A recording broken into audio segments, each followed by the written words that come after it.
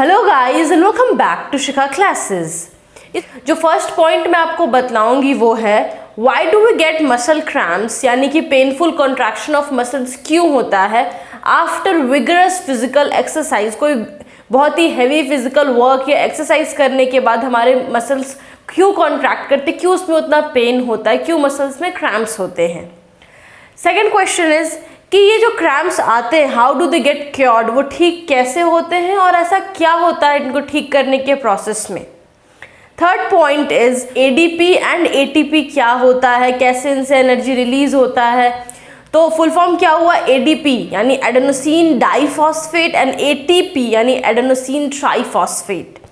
तो शुरू से शुरू करते हैं। ये सारे क्वेश्चंस कुछ ऐसे हैं जो एग्जाम में आते हैं।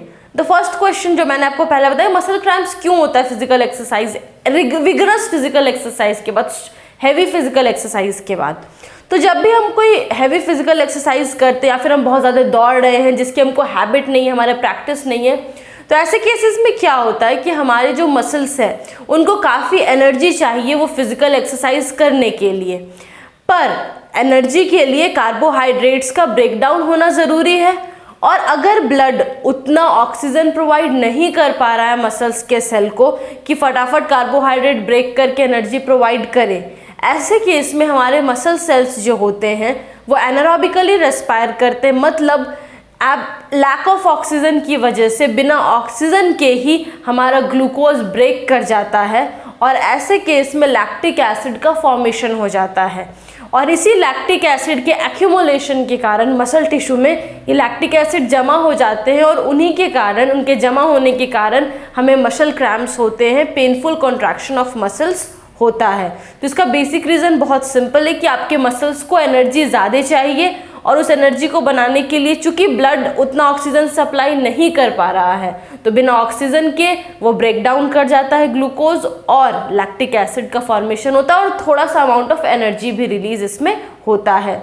ये एरोबिक, एनारोबिक रेस्पिरेशन, ये सब कुछ मैंने एक पुराना वीडियो बनाया है, उसमें सब कुछ क्लियरली डिस्क्राइब किया है। तो अगर आपको इसमें प्रॉब्लम है और आपने वो वीडियो नहीं देखा है तो डिस्क्रिप्शन में लिंक है, आप जाकर के ज़रूर से देख लीजिएगा। ये मसल क्रैम्प्स क्योर कैसे होता है, ठीक कैसे होता है, तो ये दो तरीके से ठीक हो सकता है। पहला, हॉट वाटर बाथ या फिर मसाज। ऐसा क्या होता है हॉट वाटर बाथ या मसाज में कि हमारा मसल क्रैम्प ठीक हो जाता है। तो मैंने अभी बताया कि मसल क्रैम्प्स होते हैं लैक्टिक एसिड के एक्यूमुलेशन के कारण, वो फॉर्म करने के कारण, उसके जमा होने के कारण। तो जब हम हॉट वाटर बाथ यानी गर्म पानी से उस जगह को, उस एरिया को धोते हैं जहाँ पर कि मसल क्रैम्प हुआ है, या फिर उसको हम सेकते हैं, या फिर हम उसको मसाज करते हैं, रब करते हैं, तो ऐसे केस में क्या होता है, वहाँ का ब्लड सर्कुलेशन बढ़ता है। और जब ब्लड सर्कुलेशन बढ़ता है तो ज़्यादा ऑक्सीजन ब्लड मसल्स को सप्लाई कर पाता है, और जब अप्रोप्रिएट अमाउंट में ऑक्सीजन वहाँ पर सप्लाई हो रहा है तो वो lactic acid completely break down कर जाता है to form carbon dioxide and water, जैसा कि एरोबिक रेस्पिरेशन में होता है। जब लैक्टिक एसिड बचा ही नहीं, जब लैक्टिक एसिड कार्बन डाइऑक्साइड और वाटर में कम्प्लीटली टूट गया और एनर्जी रिलीज कर देता है, तो जब ऐसा हो चुका है तो ऑफकोर्स आपका जो मसल क्रैम्प है वो ठीक हो जाएगा, क्योंकि लैक्टिक एसिड ही चला गया। अब एडीपी और एटीपी आखिर होता क्या है, तो जो सेलुलर रेस्पिरेशन के दौरान, मतलब सेल में जो ब्रेकडाउन ऑफ ग्लूकोज होता है उस दौरान जो एनर्जी रिलीज होता है, उस एनर्जी को हमारा बॉडी यूटिलाइज करता है to form a molecule called ATP यानी कि adenosine triphosphate. Basically this is called the energy currency of the cell. इसी एटीपी से हमारे सेल्स को, हमारे बॉडी को अलग अलग काम करने के लिए एनर्जी मिलता है, जैसे कि contraction of muscles, like conduction of nerve impulses, nerve impulse को कंडक्ट करने के लिए भी एनर्जी मिलता है, और भी जो एक्टिविटीज़ होते हैं सेल्स के, बॉडी के, उन सबको करने के लिए जो एनर्जी प्रोवाइड करता है दैट इज़ एटीपी। जैसे प्रोटीन सिंथेसिस होता है सेल्स में, तो ये सारे काम करने के लिए एनर्जी प्रोवाइड करने का काम एटीपी ही करता है, एडेनोसिन ट्राइफॉस्फेट। एटीपी, इसमें 3 फॉस्फेट होते हैं, adenosine and triphosphate means 3 phosphate, और एडीपी में 2 ही फॉस्फेट होते हैं। बेसिकली अगर आप डिफरेंस देखना चाहें तो एडीपी यूज्ड, मान लीजिए एक बैटरी है, चार्ज्ड बैटरी अगर है तो वो एटीपी है, और यूज्ड बैटरी है तो वो एडीपी है।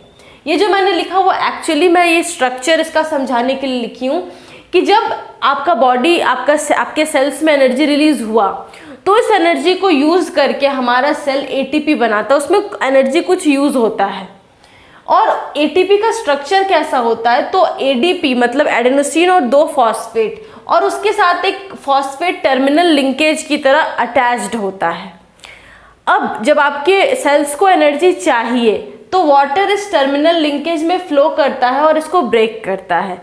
जब ये एक फॉस्फेट का टर्मिनल लिंकेज टूट जाता है, अलग होता है, इस केस में large amount of energy release होता है, लगभग 30.5 किलो जूल पर मोल।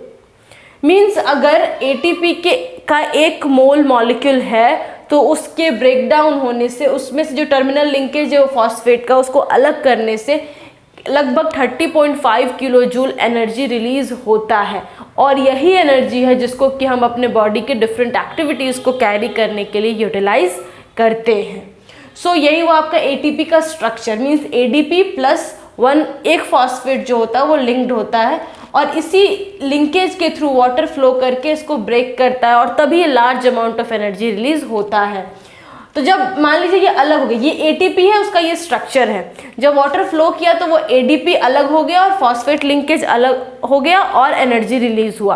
तो एडीपी तो तभी ना बना जब आपका एनर्जी रिलीज हो चुका है, मतलब जो चार्ज्ड बैटरी है एटीपी वो अपना एनर्जी रिलीज कर दिया, वो उसका जो एनर्जी था वो खत्म हो गया, तो यूज्ड जो जैसा बैटरी होगा उस टाइप का फंक्शन हो गया एडीपी का। और इस प्रोसेस को जिसमें कि वाटर फ्लो करके फॉस्फेट लिंकेज को अलग करता है और large amount of energy release होता है, that is called hydrolysis. So guys, hope आपको ये सारे टॉपिक, सारे क्वेश्चंस, आंसर्स अच्छे से समझ में आ गए हों।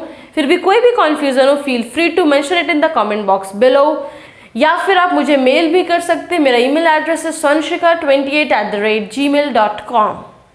होप आप लोगों को मेरे वीडियोस अच्छे लगते हो, देन प्लीज़ लाइक ज़रूर कीजिएगा। और अगर आपको कोई भी प्रॉब्लम है मेरे किसी पॉइंट को समझने या फिर मेरे समझाने के तरीके में, आप समझते हो कि कोई चेंजेस कर देने से आपको और भी अच्छे से समझ में आएगा, तो काइंडली अपने सजेशंस कमेंट बॉक्स में लिख करके बतलाइए, तभी मैं समझ पाऊंगी कि एक्चुअली में आपको कहाँ पे प्रॉब्लम है। See you in the next video with a new topic. Till then, keep smiling. Have wonderful days. Thank you.